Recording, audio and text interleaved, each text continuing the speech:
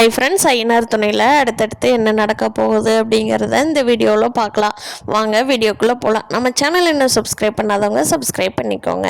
நிலாவோட வீட்டுக்கும் சோழனோட வீட்டுக்கும் கண்டிப்பாக ஏதாவது சம்மந்தம் இருக்கிற மாதிரி காட்ட போகிறாங்களா, இல்லை சோழன் நிலாவுக்கு ரொம்ப நெருங்கின அத்தை பையன் மாமா பையன் அந்த மாதிரி ஏதாவது ஒரு ரிலேஷனில் தானும் ஆட்டோமேட்டிக்காக தான் இந்த கல்யாணம் கடவுளால் தான் ஆசீர்வதிக்கப்பட்டு நடந்திருக்குது அப்படிங்கிற மாதிரி ஒரு இது வந்ததுன்னா நிலா சோழனை லவ் பண்ணுவாங்களா, இல்லை நிலா ஆட்டோமேட்டிக்காக ரெகுலராக இருந்து சோழனோட கேரக்டர் பிடிச்சி போய் அவங்கள லவ் பண்ணுறாங்களா அப்படிங்கிறத வரப்போகிற நாட்களில் சுவாரஸ்யமாக கொண்டுட்டு போக போகிறாங்க. அதை நம்ம என்ஜாய் பண்ணி பார்க்கலாம்.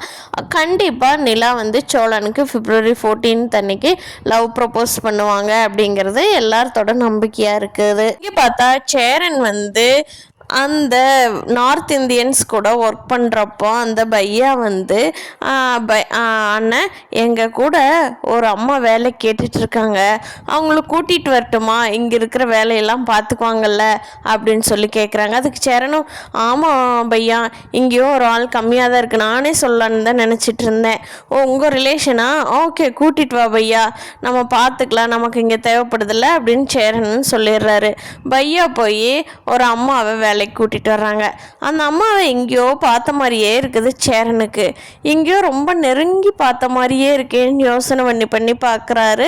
ஆனால் அவருக்கு அது பல்லவனோட அம்மாங்கிறது ஞாபகத்துக்கு வரல.